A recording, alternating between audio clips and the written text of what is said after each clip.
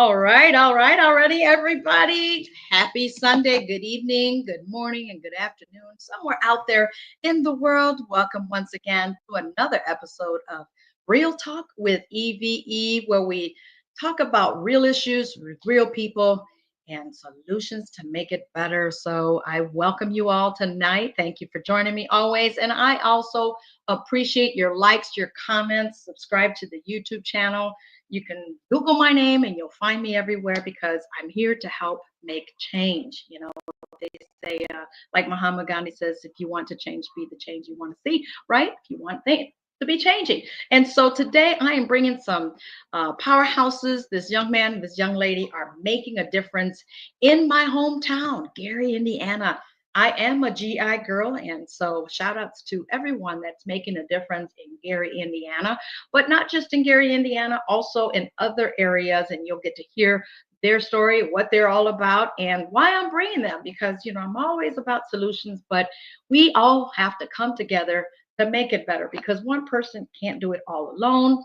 They can try, but it takes a lot longer and it's not as successful. So without further ado, I'm bringing up this wonderful duo, and this is Marwah and Harry. Good evening. How are you? Welcome to Real Talk with E.V.E. Hi. Hi. How's it going over there? Pretty cold, but you know, we're persevering. It's fine. How many years have we dealt with this type of weather? Almost all my life. So what's new, right? Yeah, I think the only thing new is the day. The temperature, it's expected. The snow is expected. The accidents, that's new. And I hope no one's out there causing any accidents. So we do have to be cautious out there, right? But the good thing is we can have this podcast from the comfort of our warm place, whether it's home or our work area, wherever it is. And so Marwah and Harry, I know we've talked about coming on, and we're going to have some fun today because obviously what you both do, I think is fun. I don't know about the audience believing or thinking that, but we're going to inform them. We're going to educate them a little bit about the wonderful things that you both are doing from the Wetlands Initiative, and amazing people that I'm getting to know as well, guys. And you'll eventually know how I'm involved, but I'm not doing it because I'm involved. I'm doing it because they're making a difference in, as I said, my childhood home, Gary, Indiana. And so Mara, thank you for coming. And Harry, thank you for coming as well. So Mara Saleh, did I say it right? Saleh, Calumet Coordinator, and Harry Kuttner is a Calumet Program Manager of the Wetlands Initiative. So Mara, I'll have you start first. Ladies first. Sorry, Harry. Tell me a little bit about you. What are you doing? Who is Mara as a person first? Oh gosh, that's such a where do I start? Well, I guess I'll start with I started working at the Wetlands Initiative about 4 months ago, and what really drew me to as a Calumet coordinator, and what drew me to the role was the word Calumet, because I did some previous work at my old job when I was a science educator in the Calumet area.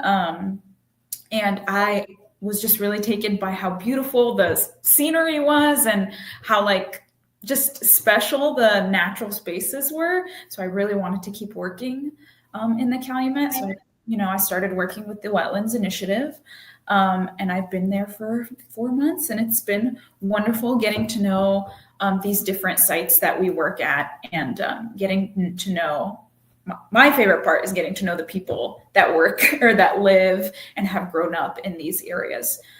So it's been kind of a wonderful and wild 4 months. So yeah. Sounds exciting to you. But before those 4 months, where are you originally from, and what were you doing before you came into this initiative?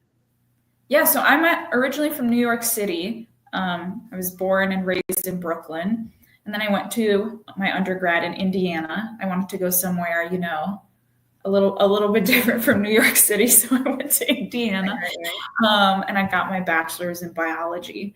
And then I moved to Chicago about 6 years ago, and I was a preschool teacher, so I worked with youth. I love working with young people.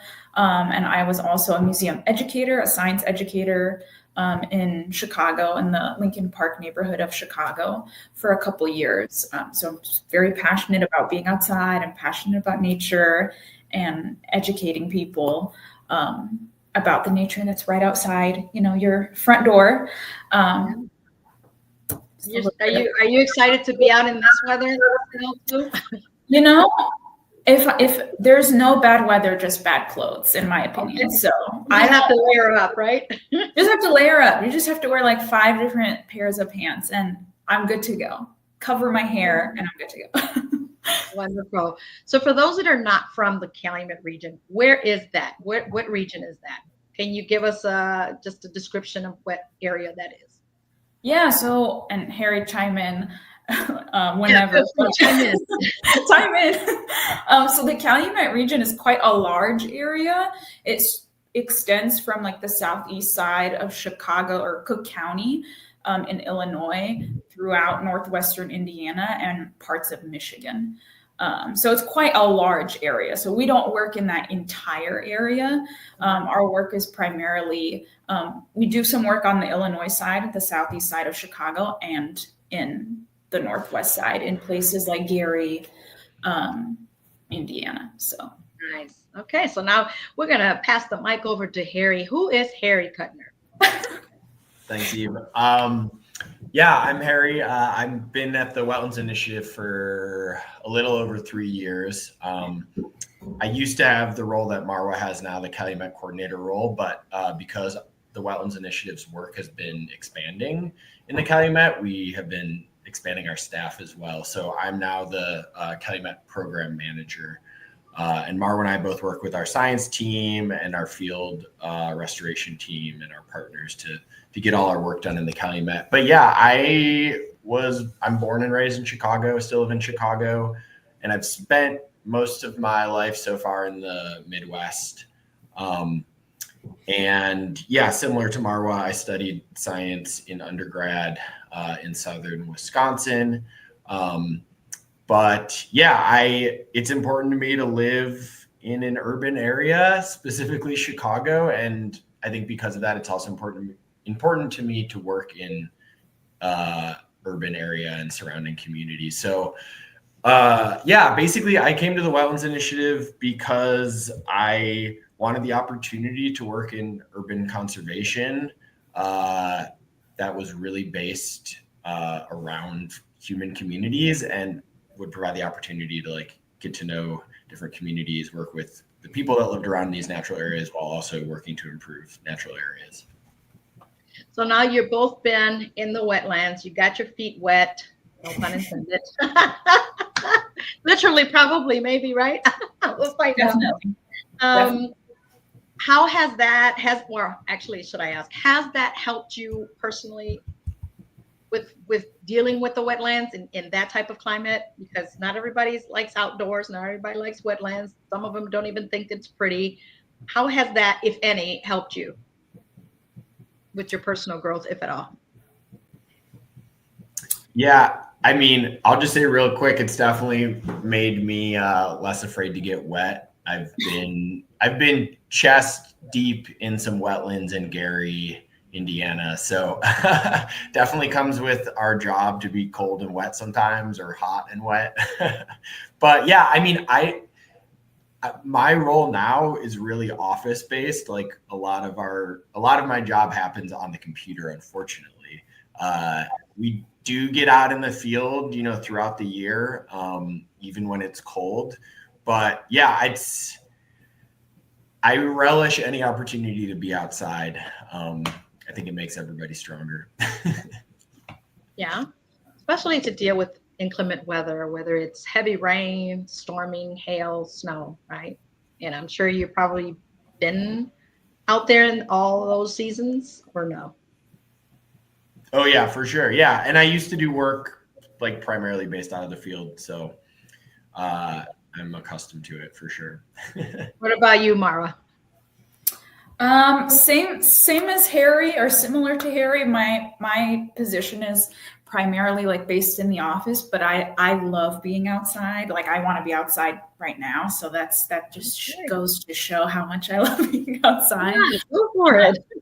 I'll wait till we're done recording and then I'll go outside. Yeah, right. Make a snowman or do an angel or something. Yeah. Yeah. Yeah. Well, Go ahead. I was just going to say, like, I think like being in these natural areas, there's like so much research that shows it's, it's good for your mental health. It's good, even if we live in an urban area, it's just good to be in these spaces to recharge. And yeah, so I think for me, like, that's what I like to do in those spaces, and how I like to grow when I'm in those spaces. Right. And I think it even, well, in my experience, it has allowed me to see, like when I'm walking, I see a creek in my paths. I'll see a little river, I'll see weeds. And so not necessarily focused on the wetlands, but I do pass by them. I drive by them, and it always catches my attention because that's nature. That's where some wildlife live, right? Yeah. I mean, we can't destroy that. And I think that's where both of you come in with this initiative, right? Hence to restore, to save. Am I correct? Restore and create wetlands. There you go. So how do you create a wetland? Wait a minute. I thought wetlands were already there. Talk to us a little bit about that. Yeah, so I can jump in. Yeah, so we work at the Wetlands Initiative. We're a relatively small nonprofit based out of the city of Chicago, but we do work across sort of northern Illinois, central Illinois, and northwest Indiana. We've been around for, I think 2025 is our 30th anniversary. Did you say 30th? 30? Yeah, 30. Wow. Yeah, and we are relatively small, but we have sort of 4 different project areas. So there's the Calumet region that Marwah and I work in, which is really like the interface of natural systems, wetlands, and urban communities. And the Calumet region has a long history of industrialization and industry.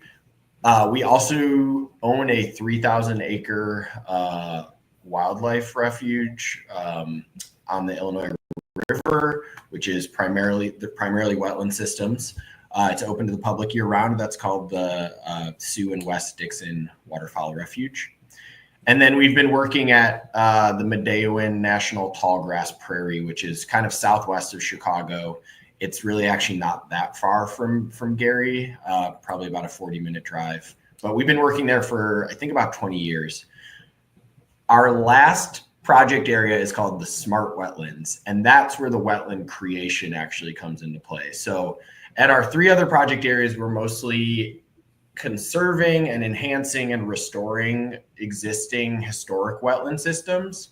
With the Smart Wetlands program, we actually work with mostly farmers and agricultural land managers to create small wetland systems on their property for the purposes of helping to reduce like nutrient runoff and sediment runoff.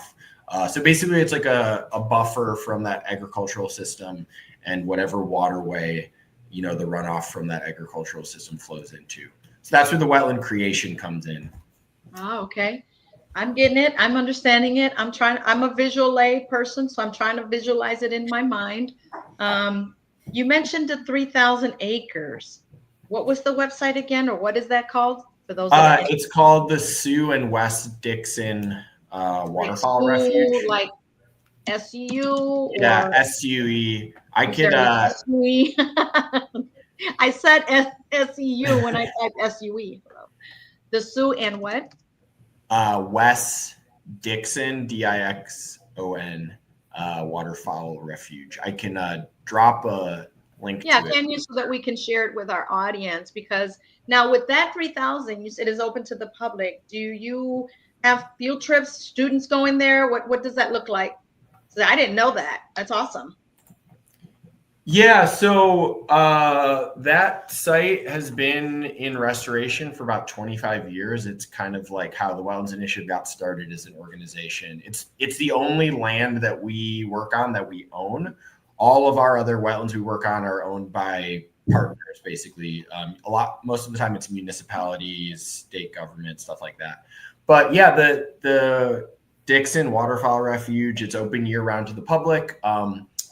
Marwa and I don't work there, but we have full-time staff that are based out of Hennepin, Illinois, where the site is, that work there 365 days a year. And yeah, there's definitely student groups and local community groups from that area that visit the site year-round. Occasionally, we bring groups in from the Chicago area and Northwest Indiana, but it's not super regular. But if anyone was ever interested, we'd be happy to set something up. Yeah, I'm interested in sharing this information with our school, Thea Bowman Leadership Academy. We have wetlands right there. There's a lot of wetlands right there. We're off of Bigger Street and Fifth Avenue near Chase Street. We're not that far from the Chase Street. And I know that if we don't tap into what the students may be interested in, we won't ever know, or they won't ever know what they may like, right? So I love exploring and sending students out to different places or community. How else will we learn if we don't go visit? That's why it caught my attention. I'm like, wait a minute, back it up a little bit, Harry. You said 3,000 Yeah. and it's yours and you guys have this. So what might a student learn going there? Well, I don't know. Marwa, you've been there a couple times. I mean, and I haven't been there that many times because it's quite a drive. Yeah, it's quite a drive. It's about 2.5 hours from the city of Chicago. Oh, that is a drive. Yeah. What city is it in? Yeah. And so let me answer your question first. Yes. My impressions being there is just like, it's a huge space and it feels isolated as like someone who lives in Chicago. It feels like really not wilderness, but like it's this big expansive space. There's always dozens of different bird species that are hanging out down there. We have other types of wildlife, but yeah, it's beautiful. Whenever I've been down there, I'm basically alone or with the couple other people that are there with me, and it's very peaceful. I think it's a beautiful place. But you can observe a few different types of ecosystems. So we're called the Wetlands Initiative, and our focus is wetlands, but wetlands don't exist in isolation. They exist with other types of ecosystems. So there's also an oak savanna, there's some prairie habitat, there's some really unique like sand prairie habitat down there. So if someone wanted to go down there, aside from just enjoying the natural beauty, there are some really specific types of natural areas, types of birds, types of plant species that are pretty unique to that site. So yeah, nice. What I do just want to add, because it is pretty far away from Northwest Indiana, like I would encourage any students that were interested in getting out in spaces like that.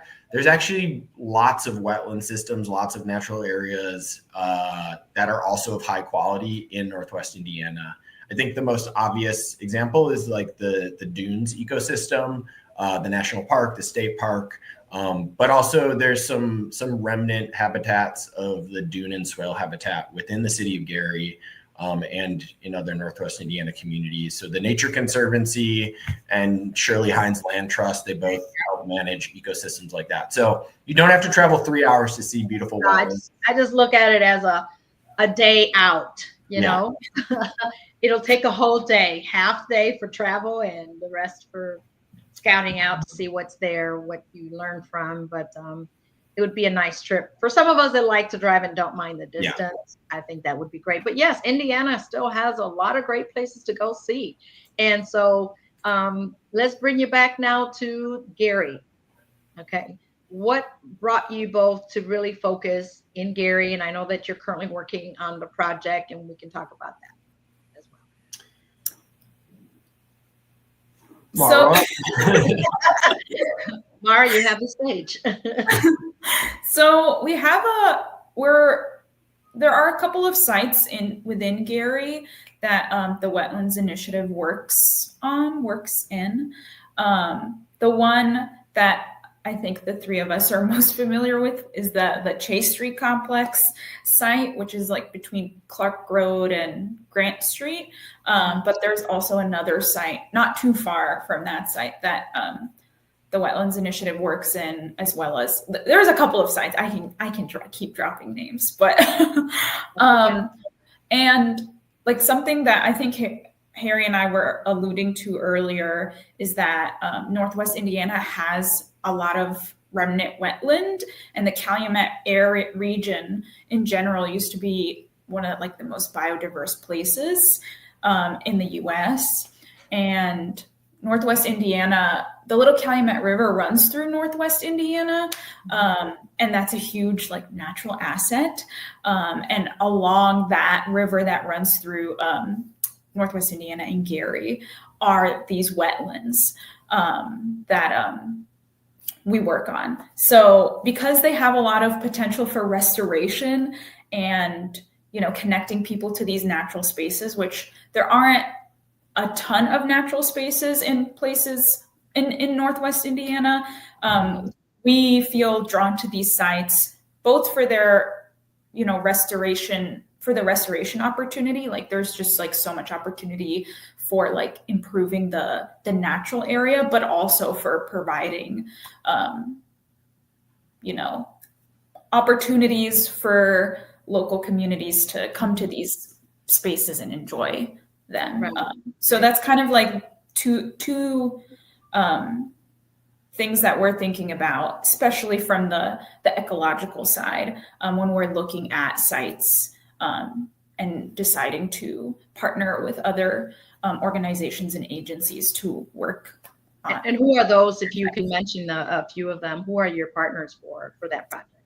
Yeah, so we are the Wetlands Initiative is part of the Little Calumet River Conservation Collaborative, which is a group of organizations and agencies. So the Wetlands Initiative is part of it, the Nature Conservancy, Audubon Great Lakes, the City of Gary, NIPSCO/NiSource, which is a utilities company.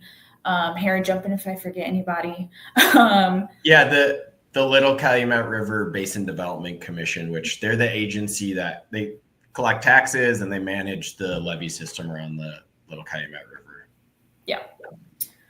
So those are some of the partners that we work with within these sites that are in Gary.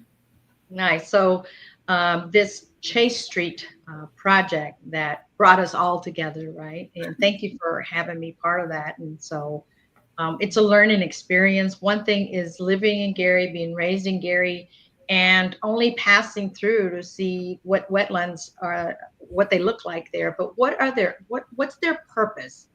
You both share what's the purpose of wetlands, because I know that you can't always build on those wetlands. Yeah.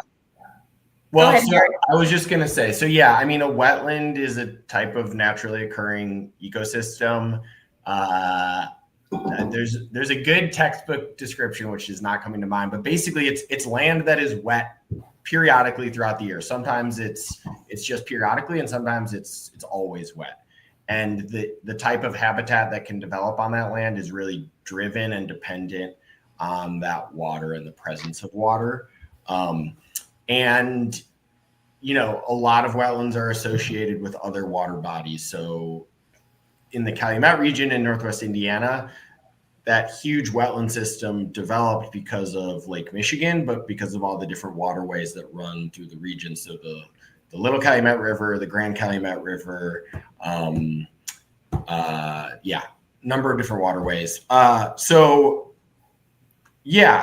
think just wanted to add on to what Marwah said, like one reason that we came to Gary and like one benefit of wetlands, the reason we came to Gary is because of the opportunities provided by the natural floodplain around the West Branch of the Little Calumet River. So the levee system was built around the river over over the last few decades, and all of the land inside of it is essentially natural floodplain. Gary, Highland, Munster, all these different communities, in a sense, were actually built on the footprint of the floodplain along these different river systems, which provide some challenges for the human communities there, right? So we all know a lot of communities in Northwest Indiana struggle with flooding. And part of that is because humans decided to build where water naturally wanted to go. Right. The levee system around the West Branch is designed to help protect communities from natural flooding cycles. So the 2008, folks that were in the region in 2008, there was a really large historic flood. It blocked I-80 for a couple of days. It really impacted human communities. Sorry, there's so many things to talk about, but I think I know, right? so one opportunity, like aside from protecting human communities, the levee system, it also sets aside all of the land inside of the levee system as essentially land that can't be built upon. It's not really available for development, and it is essentially floodplain habitat. So that's why the Wetlands Initiative and a lot of our partner organizations have identified that West Branch corridor as having lots of opportunities for restoration and also public access and human benefits. So in that floodplain habitat, the wetlands are really the sponge, right? So you've got a river, it sort of has like base flow conditions, but then over, the cycles of the seasons, it will either get higher or lower, and sometimes it floods. So a floodplain and the wetland system around a river have developed naturally to help absorb some of that water. If you've got a river and you build right up against it, when it floods, there's no natural like buffer or sponge to protect those buildings and human infrastructure. So making improvements to the wetlands on the West Branch can actually provide some benefits for the human communities, can help, like having a more healthy functional wetland can make the impacts of flooding less severe on human communities. So that's, something that we're looking to enhance as well. Yeah, that's good. I mean, I've heard several times where Little Calumet River actually overflowed. If the level of water rose, and then I know that some areas in Munster were flooded, some areas of Hammond were flooded, wherever that Little Calumet River was crossing through. So, and that flooding you're talking about in 2008, I certainly remember that, because off of 93rd and Broadway, that whole townhome community was all flooded. I mean, they could not come out of their house. They'd have to come out on a rowboat or a helicopter to pull them out in case of emergency. And so I do remember that. But the Chase Street project, we're going to go back to that. What is the intentions? What are we doing with that project in and of itself? Yeah, so one thing I'll add is the benefits of wetlands, which is connected to the Chase Street project. Please educate us. Is like it provides habitat for lots of animals, but especially birds, and especially endangered species of birds. And there's like intrinsic value in that, but also it's, having habitat available for like bird species can provide, like public recreation opportunities, because people like to bird. I like to bird, so I just assume everybody likes to bird. Yeah, I sometimes just sit out here or sit close to my deck door to see the birds that come to the trees. And so I think bird watching is peaceful. Yes. Kind of birds stop by and say hello. I'm right there with you. I agree. But in terms of the Chase Street project, there are a couple things that are going on around that site, that Chase Street complex site that I referenced earlier. So something that the Wetlands Initiative and those partners that I mentioned are hoping to do is restore some habitat and create some public access opportunities on that site, and then also remeander the the section of the little Calumet River that runs through that site to create a more high quality wetland habitat. So that's kind of like the overview of some of the restoration that's happening, a high level overview of some of the restoration that's happening at the Chase Street complex. So when you say high level, is it something that for our eyes to enjoy more? I mean, hopefully, I think so. I think I'm understanding it so that I can not just drive by it, but stop, park, and watch and walk. Yeah. So a lot of like some examples of like the habitat restoration is, I don't know if you've ever been driving on a highway and if you've seen like really tall, these are like tall looking plants.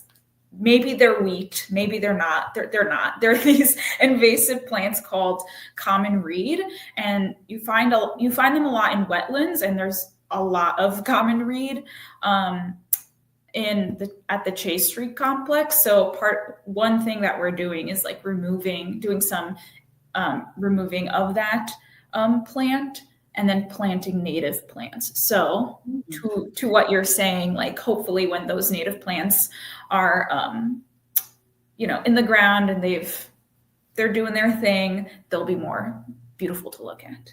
Right. And I think that, as I was mentioning to you earlier, that when you see weeds, not everybody sees the beauty in it. And what you're saying, these are plants that will obviously expand, right, throughout the whole wetland, hopefully, and add beauty to it. That's what I believe to share with our audience, that when you're walking, wherever you're walking, whether it's a bike path or a walking path or through forest, to enjoy that. Because when we drive so much, we miss out on the beauty of nature, of the wetlands, as we're talking about here today. You're wondering, why are we bringing this on? Because for one, it's a project in my hometown, the city that saw me grow up, which is Gary, Indiana, and I have a passion to see improvement. I still have hope for Gary, never lost hope, and there's beauty that comes out of Gary. Hey, I came out of Gary, so I think I came out good. And so now we're working with wetlands, we're working with those projects, and I thank Marwah, and I thank Harry, and everyone else, all the other partners that are there to make that change. And I'm sure this is one of many other projects, right? Yeah, so another project that is actually pretty close, geographically speaking, to that Chase Street complex is the Hatcher Park and Marshalltown Marsh complex. And some very similar work is happening there in terms of like habitat restoration, public access.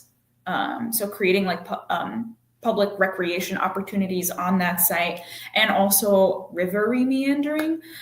So river remeandering is like the technical term, but like I'm trying to I don't want to say like making more loop-de-loops in the river versus how it is now, which is kind of like a straight line. But that's kind of what river remeandering means. But some river remeandering work is also happening at that Marshalltown Marsh complex. All again in the hopes of creating more high quality wetland habitat for birds and for other animals and for people. Now, insane improving, insane recreating, insane beautifying, that sounds like money's involved, right? Nothing in life is free, so yeah. I think the only thing that's free is air, and then sometimes the air is not so healthy that it causes us to get ill, but I think that's the only thing we have free right now. So is there an ask? Because I mean, obviously it's not self-funded, is it? Or how are these projects being funded? If you don't mind. So both the Chase Street complex and the Marshalltown Marsh complex, just to provide a little more context, these are both really large areas. So the Chase Street complex is about 800 acres, and the Marshalltown Marsh complex is about 400 acres. So that's pretty large chunk of land within the city of Gary. Both of those sites are completely within the floodplain and the levee system. And as Marwa said, we're exploring these different projects. So, habitat restoration, river remeandering, and public access improvements. For both of those projects, we're sort of in the initial phase, the planning phase. So for the Marshalltown Marsh Complex, we just completed a 60% engineering plan for the project. And for the Chase Street Complex, we're a year into that process, and we'll have a 60% engineering plan by the end of 2025. So what does that mean, right? So that means that we're trying to be intentional with our partners and with the surrounding communities as we develop the scope of these projects. So we're not actually doing any on-the-ground restoration at either site yet. We're still just working with communities, with scientists, with City of Gary, to explore what opportunities are available at each site. So yes, it costs a lot of money to do that work. So our partnership, the Little Calumet River Conservation Collaborative, we have been doing work on the ground in Northwest Indiana at a number of different wetlands since about 2019 is when like physical restoration work started. But going back to 2016, that's when we started to do planning work and site assessment. We have received 3 large federal grants to fund that like physical restoration work at some different sites. So that's through a federal program called the Chi-Cal Rivers Fund. It's through the National Fish and Wildlife Foundation, and it's a mixture of like federal dollars and private funding. We have also received a couple of grants through NOAA, which is the National Oceanic and Atmospheric Administration, again, mostly federal dollars. So both of those programs, like the dollars that are available through them, they're really set aside for urban habitat conservation and public access improvements, specifically around the Chicago region, around the Southern Lake Michigan region, the Chi-Cal Rivers Fund that was set up for that. We've also received, I think for 4 or 5 years in a row, money from the Basin Commission. So the Basin Commission is investing in our partnership and in these communities in the form of like direct dollars for habitat restoration and planning. They help fund a restoration crew that is housed at the Lake County Parks and Recreation Department. So those are our primary funding sources. And like right now with both of these projects, they're being funded primarily through those federal programs. And these are big ticket projects to actually, bring to fruition. And so it'll probably take multiple large federal grants to get there. I'm sure. And, we can always, accept any donations. Are you accepting people to donate? Because that's what I have on my screen, to donate or more information, go to the wetlands/initiative.org. I'm not ever embarrassed to ask. You have not because you've asked not. So yeah, I mean, we always accept donations and our partner organizations do, but we don't expect to fund this work through small donations. No. Yeah, what I will also say is like, because even myself, I don't always make big donations to places. I don't have that much cash available, but we do provide other opportunities for people to get engaged and to give back to these projects. And a lot of the time that's through sort of like volunteer stewardship activities. So in the spring and fall, we do plug planting events, like native planting events at these wetlands. We always welcome people. And then in the winter, we actually do some spreading of native seeds. So at the Chase Street Complex next week, actually, we'll be spreading native seed across between 25 and 30 acres. So that's an opportunity if anybody wants to come out. Make sure you share that information with me so that I can promote that. Even though it's cold, just layer up, people. It's the Midwest. It's expected. It's January. Nothing new. And if you just want to be part of something, we always want to see change, always talk about change, but yet we're not part of that change. So this is an opportunity to be part of growth, especially planting something, putting something in and saying, my thumb, my mark, my signature is there, right? Come back 20 years later and let's see what that looks like, right? I think that's amazing to do. And so I'm going to ask a silly question, but some people may not know. Who owns these wetlands? Yeah, so on the west branch of the Little Calumet River, like I said, all the sites we work at are within the levee system. So the Little Calumet River Basin Development Commission it has a state mandate to manage all of that land for the purposes of flood control, basically. So, their main mandate is protecting the surrounding communities from flooding. So they maintain the levee system with the help of the Army Corps of Engineers. They basically have like a flood control easement over most of that land. But within the actual levee system, some of these wetlands are owned by different organizations. Sometimes it is the Basin Commission. In the city of Gary, at some of our sites, the city actually owns pieces of the land itself. The Gary Parks Department, in some cases, the Gary School Corporation owns some of the land. But yeah, it's mostly these local municipalities owning the land. Wonderful. Well, I'm glad to hear the teamwork that's taken place to improve these wetlands, because it does add value, does it not? I mean, you're improving to make it better, upscale, what have you, so we can beautify the city or any towns around, surrounding cities around Gary, Indiana. It adds value. Some may not think so. Can you add to that? Tell us, how does it add value? Well, one thing I'll say is, like Harry was saying earlier, like, we're still in the planning phases for all of these sites. Like this year, for example, we're hoping to do like some community engagement events at the Chase Street complex and at the Marshall Marsh complex. And like, in terms of that, like, I see there's value in like bringing community together and educating and like just connecting people to these areas. So, and that way there's value being added. Yeah, and I think also on top of that, like with all of these sites, the long-term goal is to provide recreation opportunities.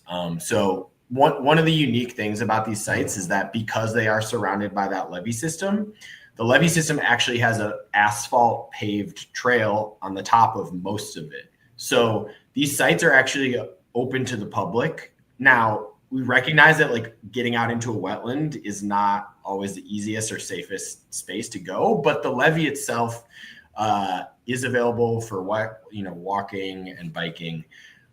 But we recognize that like people that live around the sites don't always know that. There's not a lot of signage. There's not very good communication with folks about like where they're allowed to go. So that's kind of one of our long-term goals, is to install signage, build community connections, as Marwa said, and start to bring people into these spaces. And we also like want to recognize like there are people using these spaces already, especially at the Chase Street complex. Like there are fishermen out there. In some cases, there are people hunting, which is maybe not actually allowed in the city, but can I ask, is that legal?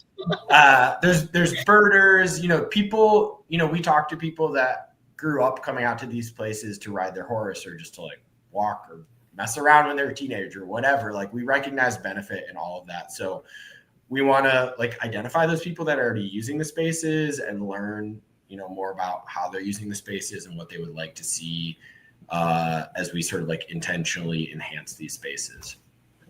Nice.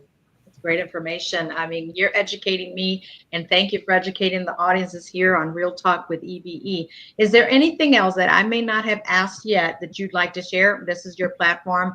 Time to shine. The Wetland Initiative is adding value in so many different ways from what I'm hearing both of you say, and especially the educational side. I'm an educator by default, and that to me is huge, that could be one more opportunity for our students, our staff, our faculties, and teachers, educators to even learn as well. I guess I would just give one I would give a shout out to some of like our other partners that are newer partners for us and are somewhat outside of like the traditional large nonprofit conservation community. So as TWI, the Wetlands Initiative, and our partner organizations have been spending more time in the city of Gary and building stronger connections. We've gotten to know different folks. So in the past couple of years, we've been partnering with Calumet Collaborative, which is based out of Gary and Chicago jointly. And then also Brown Faces Green Spaces, Kimmy Gordon's organization. We interact with the Gary Advocates for Responsible Development sometimes, Urban League of Northwest Indiana, and then some of the block club organizations that are hosted within the Urban League. So it's been really great to like learn about these different organizations, see what kind of grassroots work is already happening in the city. So just, want to give those folks their due. Yes.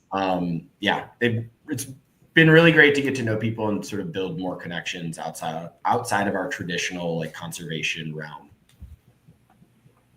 Awesome. Anything you'd like to add, Marwa? No, Harry stole what I was going to say. So I want to I'll concur that we also work with these community-based organizations and I'm familiar with some of them. Sorry, I'm familiar with some of them. I work with them indirectly and sometimes some directly. The Nature Conservancy, I'm thankful for that opportunity to see every year that they bring the Monarch Butterfly Festival that takes place in East Chicago. And so that is a great experience. That again is educational for our families, that they can come in and learn about the butterflies, do their walk, do nature walk, and learn about it. And then obviously Shirley and Ann Trust also, sometimes it's part of it, or they have had their information, their table with the species, the spiders and things that I don't like, creepy crawly things, but they all have a purpose, right? Everything have a purpose. So shout out to all of those organizations that support it one way or another. Anything else you were about to say? I'm sorry, Marwa. No, that was the gist of it. So what are what should people expect in Gary as you're all working on these projects to see in the next 6 months to a year? Yeah, so I think at a few of our smaller restoration sites, we've been trying to control invasive plant species over the last 4 years. So we're hoping in 2025 just that anybody who visited those sites would actually start to see a lot more native vegetation out there, hopefully more bird species and other wildlife using the sites. And then also I think people will hopefully see other neighbors out at these sites, more community events happening out at these sites. You, Marwa? Yeah, stay tuned for some hopefully really cool engagement events that are happening this year, especially at those two sites, the Chase Street Complex. And anything I can help to promote those. Can't wait for you guys to bring in these events so that the community can come out and see what things are all about in Gary, Indiana, because beautiful things are happening in Gary, Indiana. And, we may look a little dingy here and there, but there's still beauty inside it. There's still beauty inside it. I mean, the beach is still beautiful, whether it's got cans or plastic or what have you, it's still beautiful. And the bike paths in Miller Beach, whatever bike paths they have through Gleason Park, and so many other different places. And like you said, where they can go fishing. There is a space that's right. I don't know if you spoke of it. It's right off of Klein Avenue. You take that back road. There's some hotels, motels, and people go fishing. It's between Klein and Kennedy, that back road. Yeah, there's a small park and an old oxbow in the river, and I know that a lot of birds use that area. Folks go out there for fishing. So that's not a site that we have done any work at, but just to the east of that area is the Highland Heron Rookery, which is in Highland, Indiana, and we've been working there since 2019. And where's that in Highland? Here? Yeah, so it's just west of Klein Avenue. And I think that's the one I'm talking about. Oh, okay. It's going towards Kennedy Avenue, which is Highland. Right. Yeah, it's just into the city of Highland. Yeah, exactly. It's on the other side of the viaduct of the highway, and you take that back road. There's a lot of hotels there now, and you take that back road. So is that the project you're talking about? That's the one I was just talking about. So yeah. See, and people that don't drive back there, they don't know it's there. And so hopefully you guys can put a map out of locations where people can actually go and, one, bird watch, two, just sit there and relax, read a book or fish or whatever else, walk, bike, right? To do that. So if there's anything else, you guys have the floor. I know that this is usually a 30-minute show, but we needed to inform you people, and you can't just do it in 30 minutes. So there was so much more to share. Like Harry said, there's just so much to talk about. So you have a few more minutes if you'd like to take the platform, and anything we missed that I didn't ask, or did you have yet to bring up that you may not have thought about it then, and now you did? I think that's all I can think of for now, okay, without opening up too many new cans of worms. Right. We don't want that. Yeah. Thanks again for the opportunity for having, us on the show and to reach the community in Northwest Indiana. Yeah, and beyond, because we have people from Illinois, from other states that pass through and may have an extra hour or two they want to rest, and they want to check those places out. Why not? Just saying. Many people are, the crossroads of America is right by, so many people travel through here, through I-65, 8094, 294, and they're crossing those wetlands you're talking about. So for more information, guys, you see the website I've been putting in the bottom of the screen. It's the wetlands/initiative.org for more information, to be part of, to get involved, volunteer. I'm sure there's something for you, your child to do, whether it's wintertime, summertime. Am I right, guys? Yes. Year round. Year round. It doesn't go anywhere. It's there. And you know what? In passing through when it's winter, with the snow on the trees, even if it's just sticks, it looks pretty. I agree. Those wetlands, photographers take advantage of those wetlands. Take pictures by them. Those could be very nice places to take photographs. Yeah. And then post them on social media and tag us.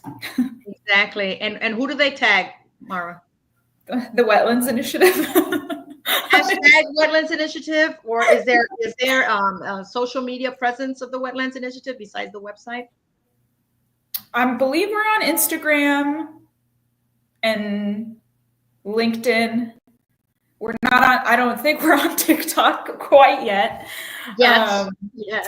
And wait till I start taking pictures and videos, then you'll be on. Yes. But Harry and I don't run our social media, so clearly. Well, that's okay. So it would be what, under the Wetlands Initiative? Is that where they'll find the page? I believe if you know. Or just Google Wetlands Initiative. Just Google, just type in the Wetlands Initiative, and it'll come. There you go, and you can find whatever information they need. Wikipedia, what is that? LinkedIn. So at the bottom of our website on the homepage, there's links to all our different social media. Oh, perfect. So you guys heard that here. Go to wetlands-initiative.org. We type the www. I don't need to mention them to you because you don't need to type those anymore, people. Some people still do. Save the click, 3 clicks, 4 clicks, actually, www. You don't need to do that. I'm just typing it there so you can see that it's the website. That is wetlands-initiative.org. So thank you, Harry. Thank you, Marwah. And I'm sure that you will be back. This is not the only time you're coming on because you guys are working on progress. And progress doesn't stay the same. It changes, right? Into beautifying these wetlands. So thank you for coming on. And Harry, thank you for having that strength to hang on. See, I knew you could do it. Of course. Yeah. Thanks for having us. Yes, I thank you for do having us, Eve. do it. All right. So hang tight. I'm going to take you off, and I'll be back with you shortly. So thank you once again, guys. And it is a great, great day here in the Northwest Indiana region and beyond. And you know what? Life is what you make of it, right, guys? Life is what you make of it. So with Yeah. that, I'll see you all